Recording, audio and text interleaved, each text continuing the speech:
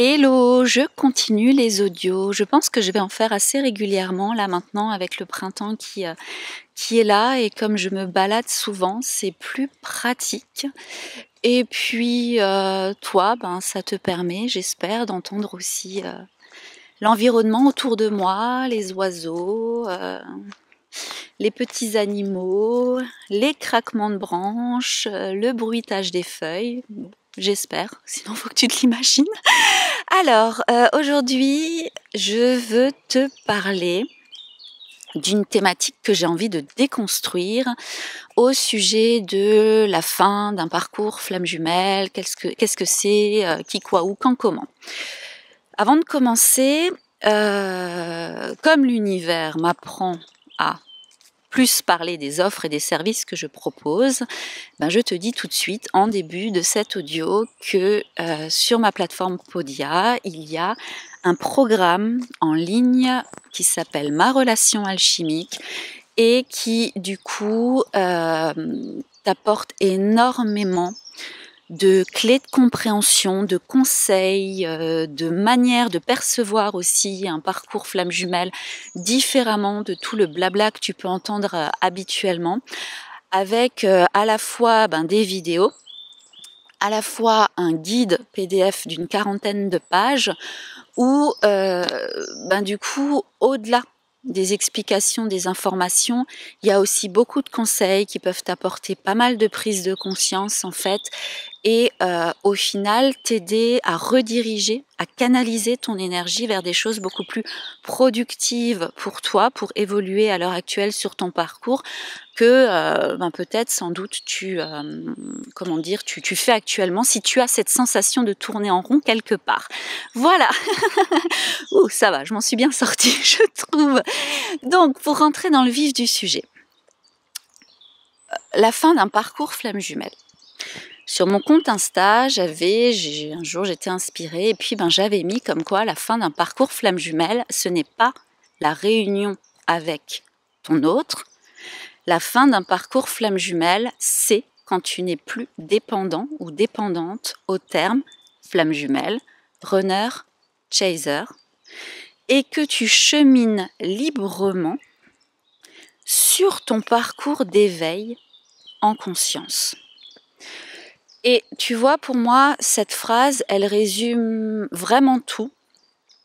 Déjà, la base, c'est de comprendre que quand on parle de parcours, on peut parler de cheminement, on peut parler de quelque chose qui s'est déclenché et qui fait que, quelque part, et c'est ça que tu le veuilles ou non, il y a des processus de guérison, d'évolution et de transformation qui sont maintenant actifs en toi, qui sont liés à ton chemin de vie et qu'ils ne peuvent pas s'arrêter, qu'ils ne peuvent pas être arrêtés par ton mental ou par ta volonté. C'est connecté à quelque chose de beaucoup plus grand.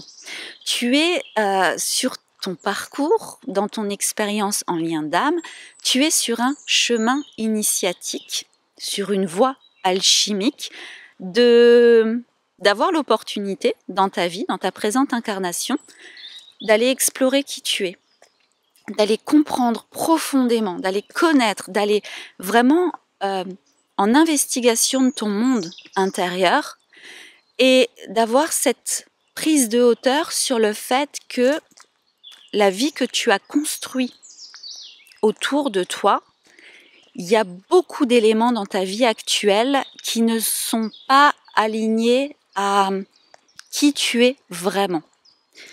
Il y a beaucoup de choses dans ta vie actuelle, que ce soit ton lieu d'habitation, que ce soit un travail, que ce soit un couple, que ce soit un cercle d'amis, qui sont là physiquement présents, mais qui derrière sont plutôt le reflet de certaines croyances, le reflet de certaines attentes parentales, sociétales, le reflet de certaines peurs aussi, avoir par exemple eu l'opportunité, de voyager et puis finalement d'avoir préféré investir et puis d'habiter là où tu es à l'heure actuelle pour X raisons liées à de la peur. Ça, tu vois vraiment comment est-ce que ça résonne en toi. Tout ça pour dire qu'il y a un décalage entre là où tu es et là quelque part où ton âme aimerait t'amener. Là où quelque part il y a ta meilleure réalité. Là où quelque part où tu sens vraiment que, au-delà de ce que tu peux comprendre logiquement, tu sens que la vie te traverse. Tu sens que chaque jour, en fait, tu es dans cette dynamique d'évolution, de plus en plus consciente. Et ça, c'est quelque chose qui s'arrêtera maintenant quand tu seras mort, quand tu seras morte. Ça n'a strictement rien à voir avec le retour de ton autre. Et ça peut déplaire certains et certaines de m'entendre dire ça, mais c'est ma vérité intérieure. Après 6 ans de parcours, ça ne veut pas dire que je détiens, comme dit, la vérité absolue. C'est juste que là, je sens la justesse de partager ça, donc je le partage. Et sans convaincre, sans chercher à convaincre qui que ce soit, c'est juste que je sais que c'est typiquement le type de phrase qui peut soit déclencher des personnes parce que elles sont invitées à les creuser. Pourquoi est-ce que ça dérange d'entendre ce que je dis, ou soit tout simplement motiver ou en tout cas faire résonner à l'intérieur d'autres personnes qui du coup se retrouvent dans mes propos. Mais dans les deux cas, je n'ai pas de contrôle par rapport à ça. Je suis juste dans la justesse consciente de ce que je dis. Donc ce parcours, ton parcours, n'a pas besoin d'un terme parcours en relation alchimique ou parcours flamme jumelle. Tu es sur un parcours d'éveil, tu es sur un parcours initiatique, tu es sur un parcours d'ouverture de conscience vers ta totalité. Tu es sur un parcours d'éveil, d'ouverture de conscience sur le fait de pouvoir avoir, et je le redis, l'opportunité dans cette présente incarnation de faire partie de cet essor d'êtres humains de plus en plus éveillés qui peuvent de plus en plus observer, comprendre, intégrer comment fonctionnent les lois universelles et créer en conscience leur réalité. De pouvoir être dans cette juste perception de comment fonctionne leur énergie féminine, de comment fonctionne leur énergie masculine, et de pouvoir, en tant qu'être souverain, en ayant reconnecté à ton pouvoir personnel, en ayant reconnecté à « je suis ça », quoi qu'en dise l'extérieur, quoi qu'en dise mon autre, je suis ça, et là, du coup, d'être en capacité, d'être en mesure de pouvoir prendre des décisions, de pouvoir suivre une certaine direction en conscience et dans cette acceptation que ça n'a pas de fin, sauf la fin physique, la fin de l'incarnation terrestre. Maintenant, si je reviens à ce que tu peux entendre aussi des fois, début de parcours, il est ou elle est en début de parcours flamme jumelle, milieu de parcours flamme jumelle, fin de parcours flamme jumelle.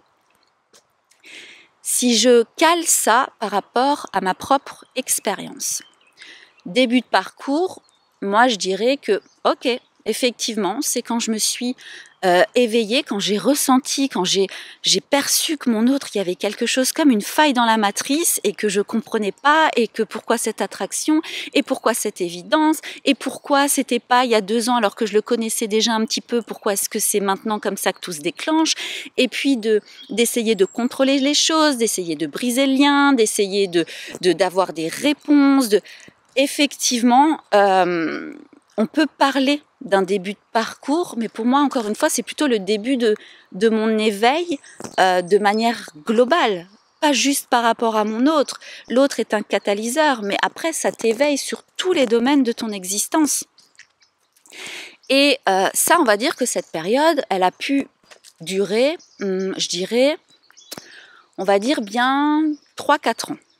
Parce qu'il y a quand même pendant 1 an où j'étais dans le dans le refus total moi ça a été quand même très compliqué par rapport à l'ouverture à la spiritualité, au monde invisible et tout ça.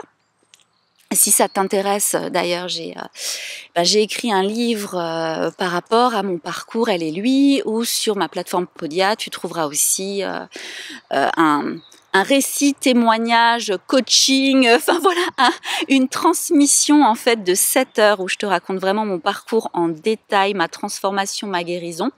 Mais donc, on va dire que oui, de 2018 jusqu'à fin 2021, j'étais peut-être en début de parcours. Après, milieu de parcours, moi, je le cale à cette période de plusieurs mois où j'ai senti progressivement que je lâchais prise par rapport au fait de pas tout comprendre, de pas tout savoir, où je me suis détendue dans mon corps pendant les périodes d'incertitude, où là, pour le coup, j'étais beaucoup plus dans des phases de sérénité que des phases de compulsion, où j'étais beaucoup plus aussi dans une création consciente de mon activité, de choix de vie, de choses où j'étais connectée en fait à j'accepte de suivre ce qui me paraît juste, authentique, rare, précieux, qui a de la valeur, même si je sais pas du tout où est-ce que ça va m'amener de suivre ça. Et donc il y a eu comme alors, il y en a qui disent le switch, c'est par rapport à l'autre. Encore une fois, pour moi, le switch, c'est vraiment par rapport à toi. Il y a eu ce basculement où j'ai commencé à accorder moins d'importance au regard extérieur, à la vie des gens, au fait d'avoir des likes ou pas, au fait de pas forcément avoir de consultation pendant plusieurs semaines, mais en faisant confiance que du coup, c'est parce que mon énergie était sollicitée ailleurs. Enfin, vraiment cette bascule de me reconnecter à mes propres saisons. Voilà. Et ensuite, la fin du parcours, entre guillemets, hein, t'as bien compris, flamme jumelle, je pense. C'est vraiment cette sensation de j'existe sans le terme flamme jumelle. J'existe sans ces cases runner et chaser. J'existe par rapport à ce que je ressens, par rapport à ce que je désire, par rapport à ma vision des choses, par rapport à mon individualité. Je sais pas si tu as écouté l'audio sur l'ego, mais c'est tellement important en fait. Et ça, juste j'existe. J'existe, je me détache totalement de l'égrégore, des dogmes. Donc oui, ça c'était peut-être à partir. Moi je dirais que ça s'est un petit peu superposé, le milieu de parcours et la fin de parcours, parce que j'ai vraiment cette sensation que je suis sortie de l'égrégore, de la dépendance, flamme jumelle, runner chaser, déjà bien depuis plus d'1 an et demi, 2 ans. Mais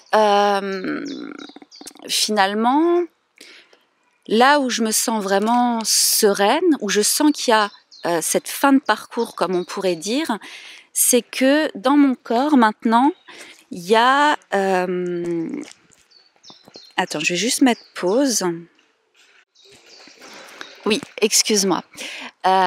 C'est vraiment le fait d'être maintenant, tu vois, je te parle sans être réunie dans la matière avec mon autre, et je suis dans une sérénité absolue. Donc déjà depuis plusieurs mois. Le fait de pouvoir être en présence de mon autre, où il est à 2 mètres de moi, et je suis en sérénité absolue. Et ça, c'est quelque chose que jamais j'aurais pensé pouvoir ressentir. Et c'est là où il y a vraiment cette sensation d'autonomisation. Ce qui veut dire que maintenant, j'existe, et que même si là, tout de suite, je ne suis pas réunie avec mon autre, c'est plus un besoin, c'est un désir, mais c'est plus un besoin. Donc, je suis en capacité d'autogénérer ma joie, de m'autogénérer du plaisir, de m'autogénérer de la jouissance d'exister, tout en ayant conscience que je désire être avec mon autre, et en même temps, tout en étant dans la joie de me sentir tellement bien avec moi-même, tellement en sécurité dans mon corps, tellement en sécurité dans l'existence, et ça, j'ai envie de dire, ça n'a pas de prix. Voilà, c'est vraiment ce que je voulais t'inviter à réfléchir à tout ça, voilà. Merci pour ton écoute, à bientôt!